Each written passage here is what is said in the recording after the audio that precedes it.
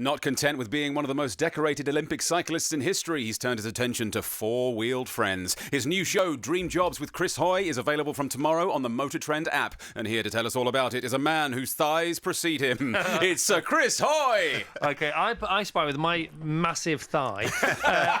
How are you? I'm very well, thank you. How are you? Very well too. Excellent. So we watched and enjoyed, as part of our half-term entertainment, the first of your shows yesterday, Dream Jobs with Chris Hoy. It's all about driving. So the first one is you and World Rallycross. All right, where does it begin? I know all this, and where does it end? How did you do? How did you find it all? Yeah, well, basically each episode I shadow a person who has a dream job in motorsport. So in the first episode, it's World Rallycross. I met Ollie Bennett, who is a British World Rallycross driver. I went into Pembrey and I had a shot of a 600 horsepower Fiesta rally car. And, I basically had a day to get used to it and then went across to Barcelona, straight in the deep end, the World Rally Championship, World Rallycross Championship, and I'm racing against the best guys in the world. And it was utterly terrifying. It was, and you could tell it was terrifying as well. It's really gripping.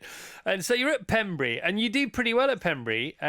You're just a couple of tenths off Ollie's time, aren't you? Yeah, it was. So Ollie, introduced me to the car, how to drive it, the specific skills. So for those who don't know, Rallycross it's a combination of tarmac and gravel. And it's a very short lap, and you race for about 2.5 minutes. It's actually the most fun motorsport to watch. It's like real life scale electric. It is. What it is. If you speak to any racing driver and you say to them, what would you fancy having a go at outside of your form of motorsport, Rallycross is always up there. I think it's quite big already. I think one day it will be massive. It's absolutely huge. It's very spectator friendly. At the race in Barcelona, you can sit in the stand and you can see the whole race. You can see it from start to finish. There's a huge build up, the tension. There's no hanging around, and it's just from a driver's perspective, it's one of the most exciting things I've ever done. And the Joker lap's quite handy and intriguing, clever. Yeah, so because it's quite tight and it's quite hard to overtake, you have a Joker lap, and that's essentially one lap out of the 4 that you choose. You have to do a extra section, a longer section. So it's an extended bend, isn't it? An extended bend, and you lose a bit of time. It takes probably about 4 seconds extra to go around this extension. And you can do it, if you're at the front, you would do that as late as possible. So you're going to try and have clear air in front of you to push on. If you're stuck in a queue, you would take the Joker early and then have some clear space to try and make up some time. It's almost like an espresso pit stop. Not that you stop, but you can undertake an overtake via this thing. Yes, that's exactly. So that's your biggest chance to overtake. The start is crucial. You're lining up like 6 abreast. You're holding this big hydraulic handbrake. You've got the engine, 600 horsepower, bouncing off the limiter.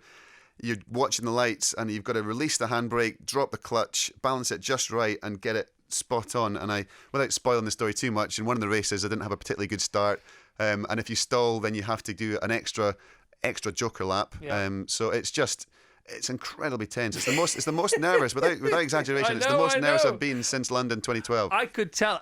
Maybe as nervous, actually. Yeah. I don't know, but maybe as nervous. Because you knew you had it in the tank with London 2012. And at least you know what you're doing. The whole point of this is I'm sampling. I've raced cars for 7 years now, but it's been mainly circuit racing. So it's a passion of mine. I absolutely love it. And I do have a little bit of experience, but on the track and cycling, I've done it for 20 years. I trained 6 days a week, 30 hours a week for many, many years. So you are an expert at that. You know what you're doing, and your brain doesn't have to think about all these things that you're not used to. Whereas this, exactly, all you had to do is call up the hard drive. I mean, I say all you had to do, but you had a pretty decent hard drive. Whereas on this thing, lots of aspects. There are lots of variables in process, in flow, and the motor programs aren't embedded in you, and so you have to focus on one thing, and we can only think about one thing at a time. Obviously, often we think we can multitask, but we can't because we're binary and we can't do it. You think you can, but you're fooling yourself. So something becomes a motor program, then you do it automatically, but that's not you thinking about having to do it, and you can only think about one thing at one time. So if you forget to press the start button, for example, and then you remember that, then you suddenly forget to release the handbrake, and then you've not got your foot flat to the floor, and suddenly you're last. It is. I mean, you've described it perfectly there. And Steve Peters, who was our psychologist in the cycling team, that's what he used to describe to us about using essentially your computer, the automatic program that goes through the motion. You don't have to think about what you're doing, and you can use your brain power to focus on stuff, the strategy, the sort of important stuff, and the rest is done automatically. And that's the training. And so when Michael Schumacher was at his peak, they used to call it extra capacity, but he didn't have extra capacity. He just had free space in which to work, because everything else was so honed, wasn't it? Exactly. And you look at most racing drivers will take up their sport when they're 5, 6, 7 years of age through karting.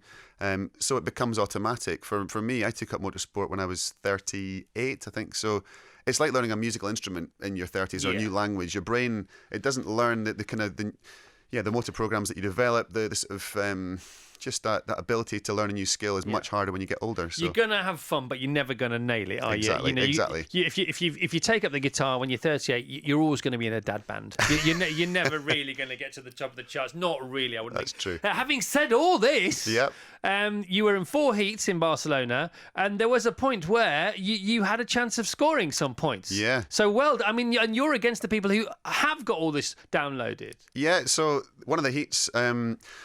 Essentially, Ollie was in the race, Ollie Bennett, who's my mentor, and he was off the front. He was doing fine, and then he had a problem with his car, and he went on the Joker lap and disappeared and never came back. I inherited the lead, and I had I think it was a Finnish driver behind me, and he was right up my backside the whole way, and then he took his Joker lap, and there was a bit of a gap.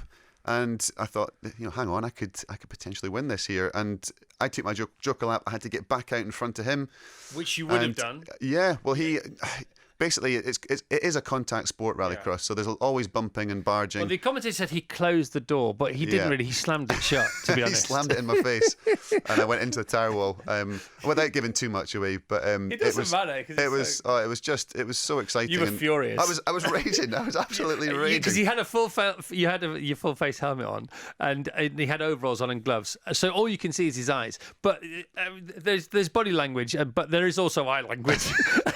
And your eyes if your eyes could have jumped out of their sockets and punched him around the head, they would have done. You were livid, understandably so, because he just turned straight into you. He did, but I guess he's let me know that this is welcome to rallycross. Basically, this is what happened. But there was a few bleeps on the old bleep machine after. It was at great. that moment. And you tried to calm down for the cameras. By the time you got out of the car, thinking this ain't working. Well, because it was work. It's great telly. Do you know what I mean? But I could see you really trying to sort of get control of yourself because you were gutted. Because you're trying the whole time to sort of keep perspective and realise, you know what, this is. I mean, it is a dream job. It's so much fun. I'm such a lucky boy to be getting these opportunities. So make the most of them, enjoy it. Don't get too serious about it. But you want to be serious to do the best you can to actually experience it as fully as you possibly can. Okay, they say to finish first you have to finish. But then if you bring a fin into that sentence, it all gets really, really complicated. Okay, so you've had a crack at World Rallycross, and I got to say, I think you did really, really well. Oh, thank you. And you are quite handy behind the wheel. I know that from the past 7 years. You couldn't wait to get behind the wheel off 2 wheels onto 4, could you? Yeah, I mean, I had a little track car, Caterham, that I used to take on track for track days at the end of each cycling season, and that was a kind of like a little hobby I had. A release. Yeah, and I could do that for maybe 3 or 4 months of the year maximum, and then it was tucked away for the rest of the season. And I retired in 2013, and I had the opportunity to start racing.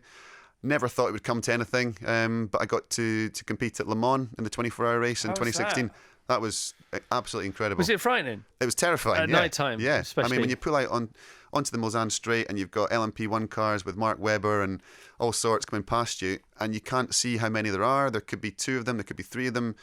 There's been some big accidents there because there's different categories of car. I know recently there's been a fatality. Yeah. So you're also aware that I'm a father. I've got responsibilities. Yeah. This is a bit of a folly. You want to live your life, but you also want to be aware that you have other responsibilities too. So it's getting that balance right. Yeah, and once that doubt creeps in, you have to be very careful, don't exactly. you? Very, so very careful. As you were saying earlier on about focusing and using, only thinking about one thing at any one time, when you're in the car, literally there's nothing else inside your brain other than the next braking point, the next apex, the next part of the track. And once again, it's all separated, isn't it? You're not in flow like a Mark Webber would be. Exactly. He sees the holistic picture, if you like. Yep. All right, so World Rallycross, well done. You survived. I think you were very impressive. You can watch that show. That's episode 1 of 6. Monster trucking is part of these 6 shows. Monster trucks, which again seems like a literal truckload of fun. But once again, it's not like you think, is it? Oh goodness. goodness. No, I went to Sweden. So I went out to meet Morgan Kane and Todd LeDuc, who are Monster Jam drivers. Yeah. And I drove Gravedigger, which is one of the Monster Jam trucks. Gravedigger. And it's so American. It's so cool. It's even just the audience. You know, there's 24,000 people turn up in Stockholm to come and see it. I reckon half were kids under the age of 10. Yeah. It's a real family kind of event, really exciting, really family friendly. And yeah, there's Scooby-Doo, there's the shark one, there's the zombie one. So all these different sort of themed monster trucks. And you think, oh, it's just a bit of fun. And they said, do you want to have a shot of one? And that was the premise of the episode. I didn't compete, but I got to drive it and to jump it. And you get in, and this thing is absolutely massive. The tyres are about the same height as me. You climb up into this cage. You get strapped in. They shove all these kind of rags down the back of your neck and helmet to make sure your head doesn't move. I've been harnessed hard into cars before, but this was like nothing I've experienced. And yeah, the jolt you get when you land after a jump just goes through your whole body. It feels like your eyeballs are going to come out your head. The thing is, because I've done similar, not to the extent you have, but I've driven a monster truck, and by the time you get used, it's like sort of summiting a peak, isn't it? You, by the time you climb to the top of the monster truck, you think, well, that's me done. You know, I got to the top of the monster truck, and then you like you say, you're strapped in tighter than you think it's possible to strap a human being into a car seat, and you think, hang on a minute. You feel so removed from the ground. You're so high up, and you're such a small part of this sort of automotive pyramid. And also, you can't see anything. Yeah. Because you're so high off the ground, you can't see over the bonnet, you can't see over the wheels. You can just basically see sky. And you can't see any of where you might need to drive. Yeah. And you're in this really small, like you're in a big football pitch arena. Yeah. But that arena just shrinks down around you. And when you're into actual human beings. There's people walking around. There's other trucks that are on the side waiting for you. And they've got these dirt jumps, but the power, the torque of the engine, when you put your foot down, it's like an explosion. And you steer the steering wheel for the front wheels with your left hand, and your right hand is on this little toggle switch which steers the rear wheels. Yeah. And it's like patting your head and rubbing your tummy at the same time. It's the same thing again. The coordination. And once you click, it's like riding a bike, I should imagine. But you didn't have time for it to click. I didn't have time for it to click, and that's our excuses, and we're sticking to them. Okay. But like you talk about the torque, it's the lag, isn't it? Because you press your foot down and you hear this rumble, and you think you're at the epicenter of an earthquake, and nothing's happened yet. So you think, I've got to put my foot down more, and you realise you're about maybe a tenth of the pedal going towards the metal. Then you're halfway, still nothing, and you think, when this kicks in, all hell is going to break loose. And that's exactly what happens, isn't it? It just launches you, and because it's such a small arena as well, once it's in full flight, you're really shifting. Then it's about stopping. Well, yeah, and the jumps. I did a jump, and the jump to me felt like I was, flying through the sky. And I saw the video of it, and I thought, was that it? Was that, it's so hard to express how scary it is and how exhilarating it is. But if you watch, like Todd LeDuc is a great example. You go into his Instagram account, there's a video there of him doing the biggest ever jump in an arena, and he's up in the sky for about 5 or 6 seconds. It's like he genuinely looks like he's flying. Well, it's the same with you in cycling. We don't get what you do now. You don't get what other people do, and it gives you a great perspective on life. When it comes to cycling, by the way, the only thing I've ever driven that came close to a monster truck, maybe actually usurped it, is a steam engine. Oh wow! Seriously, if you get on the footplate of a decent steam engine or any steam engine, and you clunk that throttle forward, and the torque that you think, my goodness me, this could do some damage, because it's the same thing. My son Callum would be well impressed with me if I did that. He's not that fussed about the racing cars, but a steam engine would blow him away. Well, Carfest North or South, come down and be our uber celeb thank you. Steam engine driver, traction engine driver. Right, you still look like Chris Hoy to me. Right, you still look like Chris Evans to me. So. Yeah, but do I? Thank God. But from the neck down, you still look really extraordinarily fit. But we think if we not put the neck up. No, neck up, you look like Chris Hoy. But from a physical point of view, you still look like you, I think. But if we put you next to 2012 you, right? How would you compare? You would know, not us. It's. I guess when you retire, my weight is the same, but your body composition changes. So you lose a bit of muscle, you gain a bit of fat. I still like to keep fit. I still enjoy the feeling of doing a bit of exercise every day. And even when you're really busy, to squeeze maybe half an hour, 45 minutes on the indoor bike, doing an interval session or a gym session. I'm a Pure Gym ambassador, so I get to use their gyms all in the country. So wherever I am, I can pop in and have a quick session there. You say it so lackadaisically. You look as fit as a blimmin' fiddle, mate. You can't just be popping in for 30 minutes here and 30 minutes there. There must be a regime. It's hard. When I train, I'll train hard. I'll make use of my time. So, right. I won't just come and sit in the bike for half an hour and pedal along and watch the TV screen. I'll have a plan, 5-minute warm-up, and then I'll do 30 seconds hard, minute recovery times 4 or 5, and then a 5-minute rest, and do that again. I guess it's having a plan and knowing what you're going to do. Have you got any take-homes for people listening at home who just want to get a bit fitter quicker? Just get up and get active. Write it down. Even plan it in your phone to say, don't just say I'm going to go to the gym this week. Put it in when you're going to do it, and when you get there, have a plan of what you're going to do. Because often you turn up and you walk into the gym and there's machines everywhere. I'll just walk on the treadmill for a bit, or try a bit of this, try a bit of that. Have a plan and speak to someone that, if you've got a friend that goes to the gym regularly, go with them, let them show you, or get a personal trainer. Just have a plan. It makes it much easier. Are you in demand for Tokyo this year? Yeah, I'm going out to Tokyo. I went out last year, actually, did a documentary which is coming out soon about Keirin racing, because that's the home of Keirin racing. For those that don't know, it's a cycling event I used to do. It's a big gambling sport, £10 billion a year industry. It originated after World War II when they wanted to get the economy back on its feet. So it's a fascinating world. And as an international rider, you get invited out there to race the Japanese Keirin every year. I did it once, and it's a crazy world, absolutely so fascinating. Well, I think it's fascinating.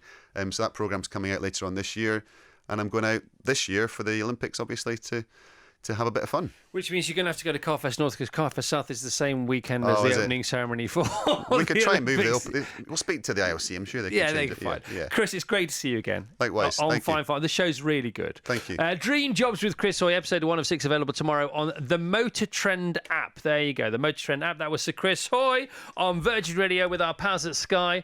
Talking of monster trucks, how about a bit of the automatic? This song is creeping up on us more and more, and no bad thing for it. The Chris Evans Breakfast Show with Sky.